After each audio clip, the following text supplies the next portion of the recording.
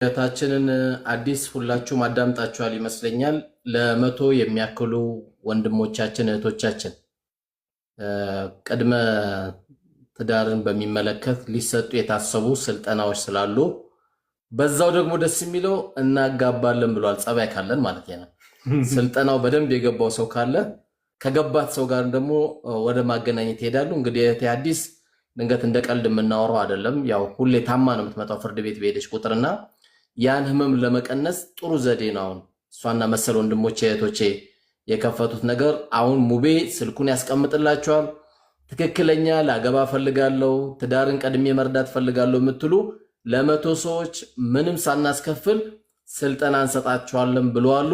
እንግዲህ ዛሬ ኢንሻአላህ ዘውጁና በሩ ተከፍቷል ማለት ነው። አዲስ ቁጥር የትኛውን ነው የምናስቀምጠው?